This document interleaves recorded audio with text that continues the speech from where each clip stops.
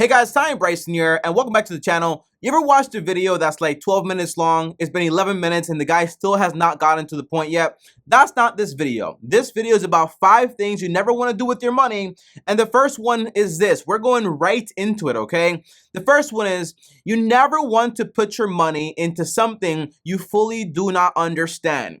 And I know you're going to say, Tommy, I never do that, but can you really break down exactly what your 401k is, how it works? How is it created? What does your employer put money into it for free? What's a Roth IRA? What's an ETF? What's an index fund? What's a mutual fund? What's a stock, actually? How do you analyze these things, okay? What's an NFT? What's a cryptocurrency? All these things, do you really fully comprehend it? Or are you just able to say what you heard from somebody else on the internet? It reminds me a lot when I was in college. Professor would say something, I would read the question on the test, reply that same exact way, but I had no idea what I was talking about. I just knew for a fact that was the right answer that they wanted to hear. When I say that you really comprehend what you're putting your money into, I mean you have such a vast amount of knowledge about it that it almost sounds weird. The amount of knowledge I had about Call of Duty and sneakers, it was absolutely insane. I could tell you about the stitching, I could tell you about all the colors, the prices, I could tell you about all the stuff. I can't say that on YouTube anymore. In that game, I could tell you a bunch of details, okay? Because I really comprehended the information. So the idea is, whatever you put your money into, this money that you make, that you're willing to invest, is money that took time, sweat, tears, blood to actually go ahead and make. So if you put this money into something you don't fully comprehend, that's not what you want to do. And usually a lot of it comes from peer pressure. Let's be real. You hear about, oh, Douglas over here down the street, well, he went ahead and invested money into this thing and he made a bunch of money. I got to put my money in there even though I don't understand it, because I have the possibility of potentially making money also. Never do that. Take the time first to fully comprehend it, and then you can go ahead and invest money into it. I always do this test whenever I'm going to invest money, and it's the explain test. I pretend I'm going to explain this thing to a middle school person, and I'm like, here's what I'm doing. And if they can comprehend it, and I can really understand what I'm saying, then I fully understand the investment, and I go in there confident. But the worst thing is to put your money into something you don't understand, and you don't understand why it's going up or why it's going down, because you're always in the state of anxiety, and that is not what you want whatsoever. Now, the second thing you never want to do with your money is put your money into something that sounds too good to be true. I can't tell you how many stories I've heard about people saying, Tommy, somebody hit me up on Instagram or on Twitter or in real life and offer me this deal to do Forex trading or to double my money with Bitcoin and to do this thing right here. And I went for it and I went ahead and did it and I got scammed and I got finessed, okay?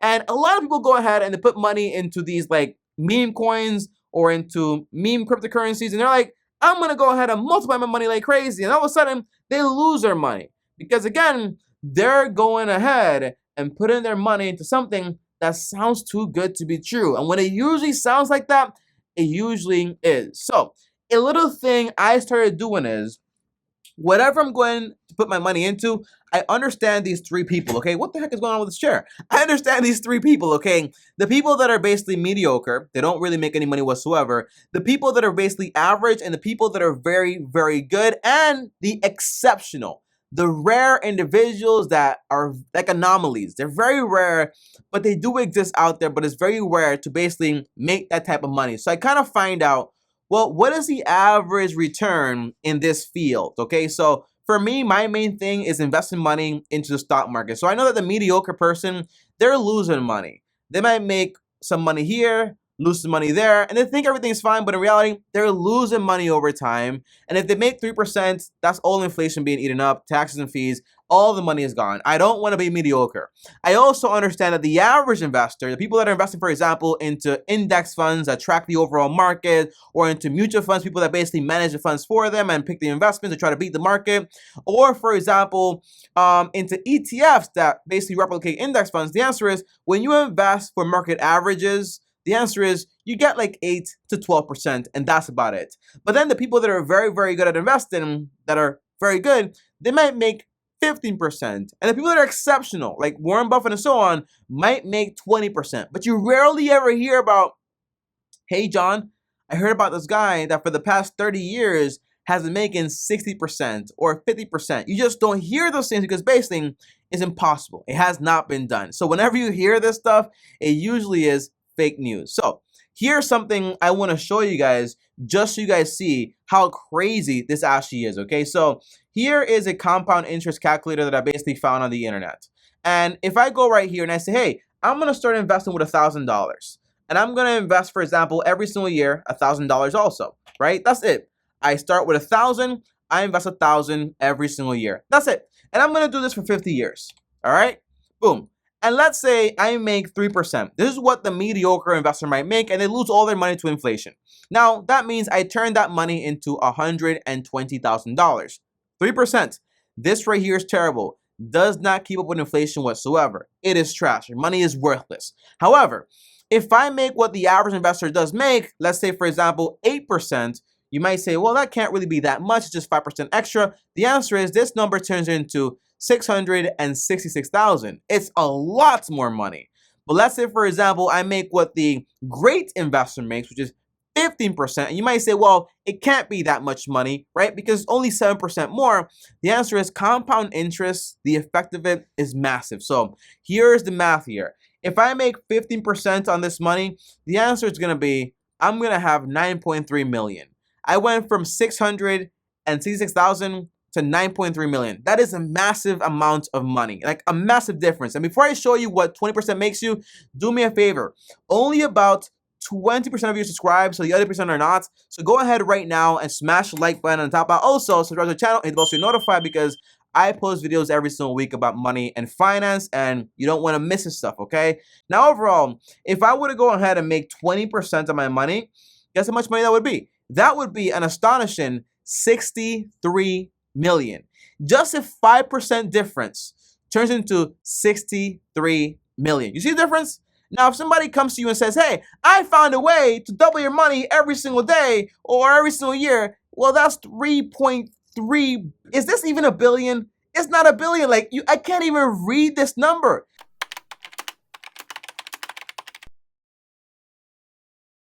That's a lot of zeros. I think it's like 3 trillion, something like that, right? The answer is it's basically ridiculous. So when you put things into perspective, you see how ridiculous these things actually are. Earning 12% is amazing. Earning 15% is exceptional. And earning 20% is just whoa. More than that, you always got to make sure you have your blinders on so you don't get finessed and you don't get scammed. Watch out. If it sounds too good to be true, it probably is. Third, never invest money that you will need in the immediate future. Now, I invest money every single month, but I only invest in money that is for investing. I have money that I will never invest, that I never think about making a profit on. That's my emergency fund. That's my car fund. Because right now, by the way, I went to to get maintenance on my car. And they're like, Tommy, we need to change this thing up. It's like $1,000. I'm like, okay, I got that money exactly on the side for the car repairs in case anything happens. So it's money you have that you're never going to invest. But the worst thing ever, and I've been through this, okay? When I went through it, I had to borrow money from somebody else to be able to sustain myself because I didn't want to take money out of the investments. But the worst thing ever is you put money into a great investment and then you need the money for anything, and now you find yourself having to take that money out of the investment, which is going to cost you thousands of dollars over time because you need that money right now. So my advice is only invest the money you have for investing and keep money on the side that you have for those things that you will need eventually. But one thing I never do is I never put all my eggs in one basket. I never go skinny dipping, okay? That's not my style because when the tide goes down, I will look very stupid. That's a very big quote from Warren Buffett that I love right there, okay? Now, number 4 is never gamble with your investing. You know, I have this massive respect for money, and it's because I realized when I was in college and I was making $8.75 an hour that whenever I bought a $120 pair of shoes, I was spending like almost like 10 hours of my time on that shoe, like crazy. And I started to respect myself a lot more. I was like, I'm not going to spend 10 hours in this shoe. I'm not going to put 5 hours into this eating out meal or whatever. I'm not doing that. So I started to respect money a lot more. Same thing when it comes to gambling. I don't put my money into things I don't fully understand, and I'm not willing to risk even $3 on something that makes absolutely no sense, because you start there, you say, well, it's just $3, and before you know it, you've been paying the lottery for the past 20 years, and all that money is basically gone, and it could have been invested over time. So what I mean is, I see a lot of people that basically, they say, well, I'm putting my money into this stock, and the stock is only $3. If I lose, for example, my money, it's no big deal. The answer is, it is a big deal. Because when you lose it on a $3 stock or a $100 stock, you're still losing the money, and that's not what you want to do, because opportunity cost is very real. And what that means is basically, it's kind of like if you have $10,000, what would be the cost of you going ahead and losing that money or putting that money into something that doesn't make you as much money? It's the opportunity cost of money, right? If I put my money into a bad investment, well, that's not great. I could have had it into a better investment. So the answer is, don't gamble with your money, because it took you a lot of money, it took you a lot of effort to actually make, so don't gamble with it. It's not good, it's not healthy whatsoever. Now, the fifth and final lesson here is, never wait to invest, invest, and then wait. Now, I don't want to get this idea confused, because people kind of say, well, if that's the idea, I'm going to start investing right now. But in reality, it's kind of like me telling you, go run a marathon right now if you just started walking. You have to learn how to crawl before you learn how to walk, and then you learn how to run. So usually, you should invest, yes, and you should be waiting, yes. Don't be selling your investments and all that stuff. Give time, allow compound interest to do its job. But in reality, if you are knee deep in debt, credit card debt, personal loan debt, student loan debt, you have no emergency fund, you have a terrible job, you're very insecure about your job, you might lose your job, you don't really have that many skills. The answer is, should you be trying to invest money into things that are not going to pay out for the next 10, 20, 30 years? The answer is, obviously, common sense says, no, you don't do that at all. So I always say, before you start investing money seriously, make sure you pay off your consumer debt first, everything except the mortgage. That takes some time, that's fine. Make sure you save for emergency second. So have some money on the side, so if something goes wrong, you're covered and you don't gotta worry. And third, I might even say, before you start investing into the stock market, invest in yourself. Invest into you getting a new skill to be able to earn a lot more money, and then you have a lot more comfortable lifestyle, and then you're able to invest money without really having to worry that much, okay? And by the way, the common rule I use is just start investing little by little. Invest 10 to 20%. But I'm not gonna tell you, invest 10 to 20%, right, to make 8 to 12% while you're paying somebody 18, 24% on a credit card. It makes no sense, right? So it's kind of like you're like on this treadmill and you're not moving anywhere, but you think you're making progress. That's not how things should be done. And guys, overall, that's the entire idea here. These are 5 things that you never want to do with your money. They sound very basic, but if you avoid these things, you're not going to make the mistakes that 98% of people basically make, and you're going to be a lot better off. Sometimes information is very simple, but it's very hard to put it into effect. You're going to have to say no to investments that basically sound pretty lucrative, but you don't understand them.